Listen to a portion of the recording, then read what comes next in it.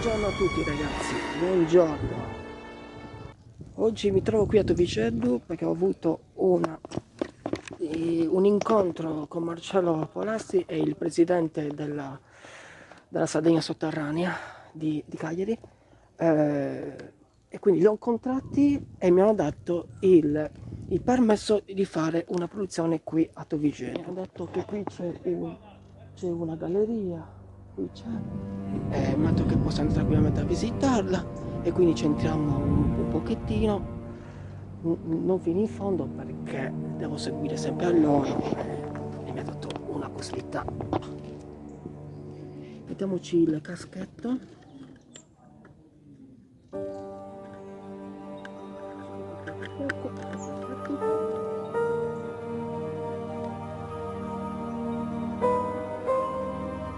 Grazie per questa torcia Giulio che me l'ha regalato ancora, dobbiamo sempre ringraziare a questo ragazzo, un ragazzo molto in gamba Giulio, dentro la galleria. Se mi vuoi un po' così. Che palle, guarda che tu.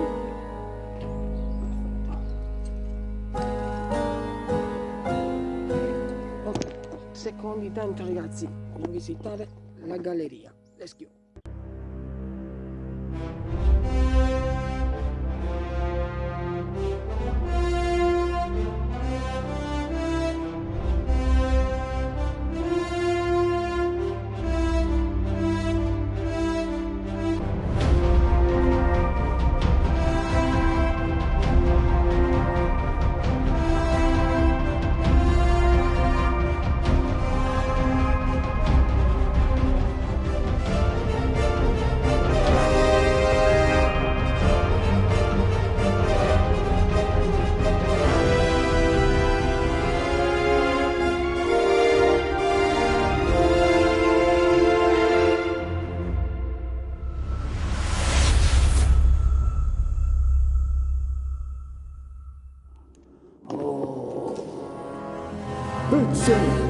Per entrare qui dentro, guardate già le prime scritte dei giovani che scrivono sempre cazzate, scusate la parola, ecco qua, Emma, Giulia, e chi è questa qua?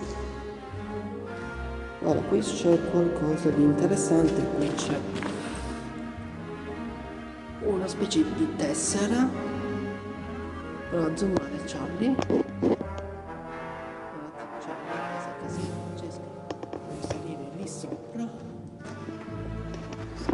Cima.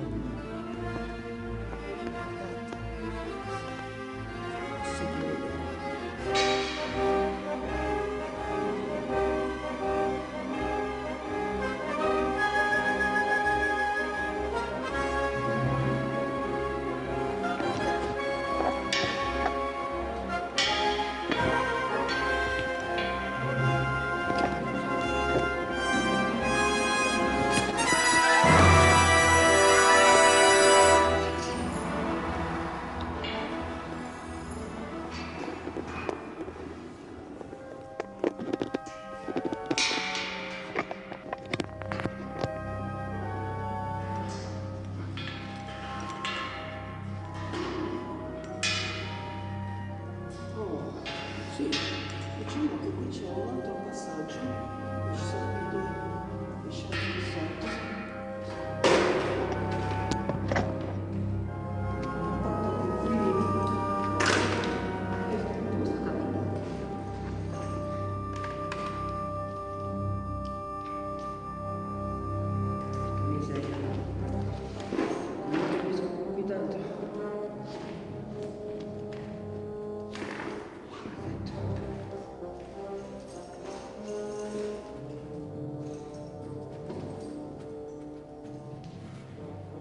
Dopo scale si sale qui, scende qui sotto, si scende e questo sarebbe sicuramente il secondo piano di questa, sempre una cosa della seconda guerra mondiale.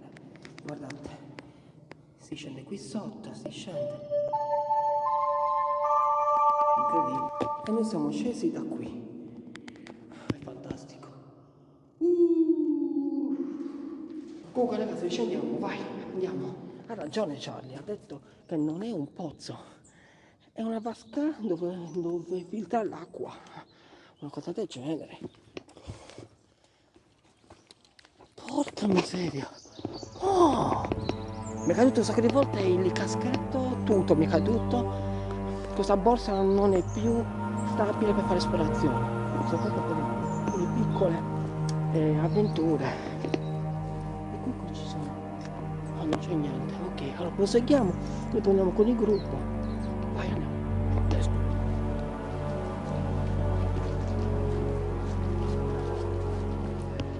Mentre scendo nel nurago ho detto minchia questa è roba profonda, quindi prendo la pila eccetera e col bambino apro del prosciutto e ci facciamo un panino. Arriva una vespa nera così grande col dorso minchia, ho detto minchia questa mai vista questa vespa, la mando ma proprio molesta questa roba, l'ho chiuso, non potevo manco mangiare.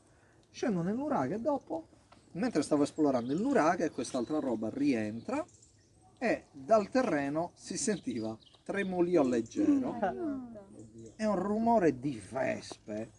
Come mi avvicino, guardo e là sotto c'era una vera vespa vorraina di quella che scavano nel terreno. Fui io scappato, c'era una roba.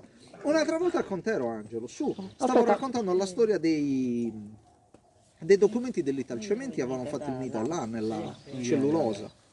Quindi vabbè, in questi luoghi bisogna comunque, tornando a noi, stare attenti. Marcello, aspetta, ma questa vespa c'aveva le zampettine delle strisce gialle? No, nere, completamente nere. Allora sarà un... Non i classici calabroni, ma proprio vespa nera. No, allora, perché allora, se becchi con le strisce gialle, quelle sono quelle là asiatiche, quelle sono pericolosissime, gli chiamo subito i soccorsi perché quella è diseliminata. La stanno proprio dicendo Ma anche l'altra dappertutto. era bella che pericolosa, capito? Sì, sì, bella pericolosa. Io odio queste cose, le Così, vespe, verso gallebroni. una galleria.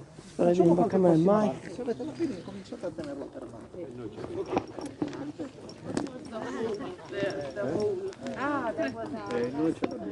Sì, dentro c'è un lecco incredibile.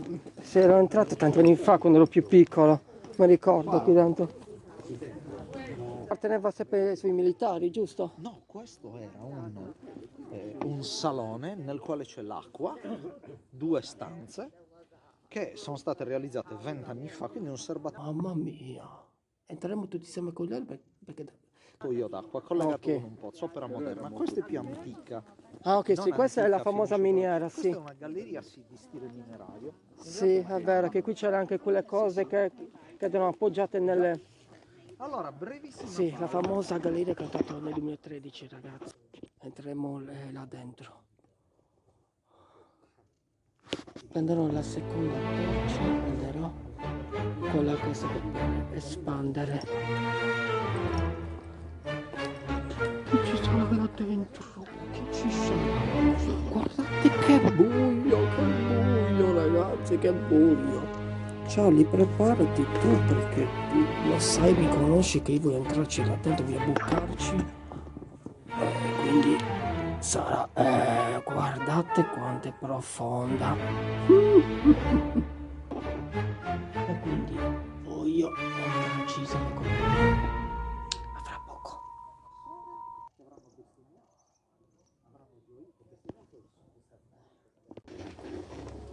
Si sente l'umidità, molto si sente, è cambiata una volta. Dimmi la verità, che paura tu. Ah? No, ero entrato in quello, come si c'era al collegio di Sant'Elia. Ecco, qui facciamo una breve pausa, così spieghiamo alle persone cos'era questo luogo, a cosa serviva, Sì. chi l'ha realizzato. Ok. Allora signori, in questa visita esclusiva con le associazioni Amici di Sardegna, osserveremo degli elementi particolari. Se poi vi va, il nome di Marcello Polazzi sono presenti tra l'altro su internet, molto spesso ricevuto da persone. Se vi va poi vi chiedo questo perché mi sempre di lasciarci una recensione, per noi è sempre comunque un gran piacere. Detto questo, alle vostre spalle c'è un ingresso luminoso perché la luce del sole ha voluto preservare la stessa d'accesso non autorizzato. Vuol dire che 50 anni fa in questo posto potevi entrare solo con l'autorizzazione dell'Italcementi se eri ovviamente un cavapietre. Minatore perché non è una miniera, ma è una cava di pietra. Alle mie spalle ho un crocevia realizzato con uno scavo di risparmio della roccia, ricavando questo grande pilastro che sorregge Tuvigetu oggi. Grazie a questo pilastro, e noi la collina di Tuvigetu è sorretta, sostenuta, perché presenta sotto un'area tutta tuvura di Cagliaritano, cioè tutta cava. Suggestive sono le radici degli alberi, per lo più dei pini e dei cipressi, che dalla parte alta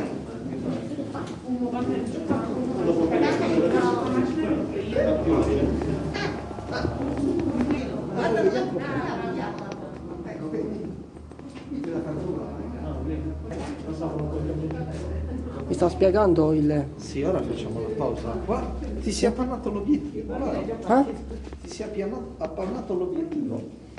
Però c'è molta umidità. Perché è la mia stessa custodia? Già da molto ce li ho, Facciamo una breve pausa qui.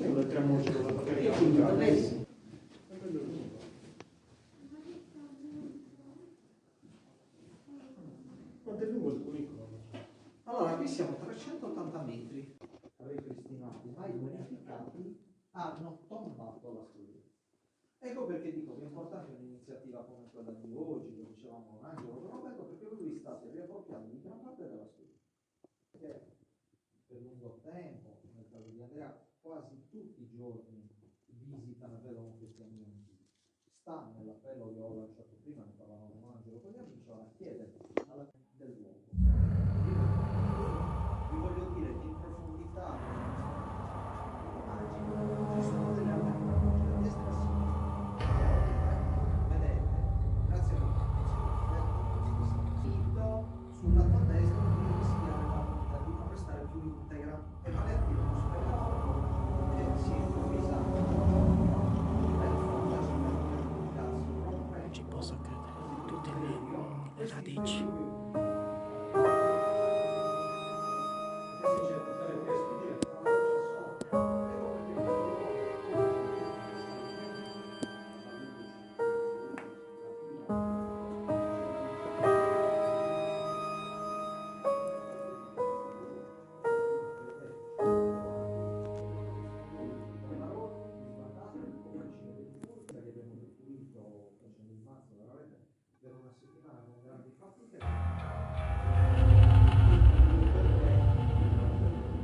Perché questa è l'ultima pietra.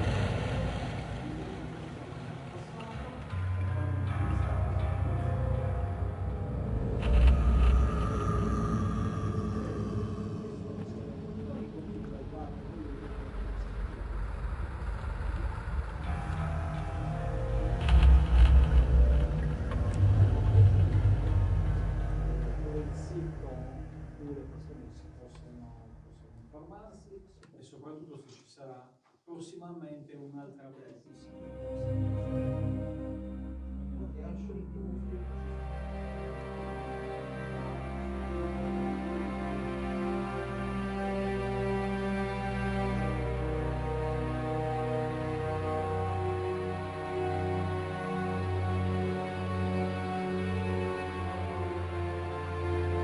Creato uno stradello a zigzag che va su, è tutto progettato e finanziato, ma non è mai abbastanza.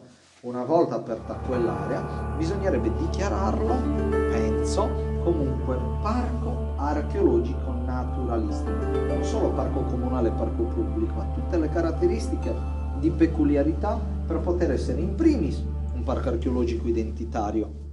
Io parlo proprio di identità perché non è solo l'archeologia l'unica, per quanto la rispettiamo, l'unico ceppo di identità, ma ci sono le tradizioni popolari, le leggende popolari, le storie legate anche a questi tesori, storie legate alle ville Liberty, alla villa Mulas Mameli, alla villa Cosso e ad altre ville, il Villino Garbato, cioè tu vedi due variegata, e ha sotto la necropoli pseudomoderne, ma anche cave romane. Concludo nel dirvi che Rai 3 nei giorni scorsi ha parlato di una nuova enfasi con delle interviste degli archeologi, ma Tuvigedo sarà sempre una scoperta, cioè è ricchissima di tombe che hanno ancora reperti archeologici al loro interno.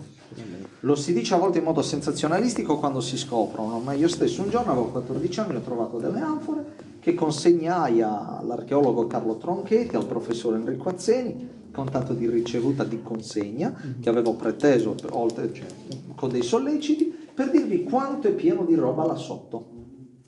Poi c'è il discorso musealizzazione, ma questo lo affronteranno penso le sovrintendenze. Marcello, guarda, non vorrei dire una sciocchezza, però una piccola curiosità. Siccome Tuvigedo è una necropoli, allora vi fate questa domanda. Secondo te quanti morti ci sono? Bella domanda questa. Allora, tu conta che Tuvigedo ha allo stato attuale ufficialmente diverse migliaia di tombe, si dice 1200, alcuni dicono 1400 tombe. Ma attenzione che per ciascuna tomba ci potevano stare 1, 2, 3, anche 10 morti. Perché dico questo? Perché sono state trovate urne cinerarie nelle quali si posizionavano le ceneri di corpi bruciati. Quindi in quelle urne vi era un morto, forse anche due, e poi morti a terra. È come una cappella di Bonaria del nostro cimitero che viene usata e riusata per infinite volte. E non posso darti una stima di certezza. Secondo me il vero mistero, il grande mistero è: ma tutta questa gente che dal VI secolo a.C. al periodo romano ha creato oltre 1400 tombe, ma siamo sicuri che siano morti tutti naturalmente o ci sono state battaglie, sconvolgimenti, epidemie? Sì. E possiamo noi, analizzando le terre di quelle anfore, fare nuove scoperte? Secondo me con la nuova tecnologia sì, potremmo fare anche questo. Infatti adesso che ti dico una cosa... E che ho fatto una chiusura alla Voyager, eh? Sì. Sì, ma dopo la pubblicità. Allora, Infatti, andate pubblicità. Ok ragazzi, allora finisce qui la mia puntata, la mia avventura qui con la collaborazione con Marcello Polasco. Qui ci troviamo a Galleria Luce con questo qui su Marcello Polasco. È una galleria molto conosciuta, una storia molto importante. Qui c'è qui questa mia vita. Ragazzi, ci sentiamo alla prossima puntata, ragazzi.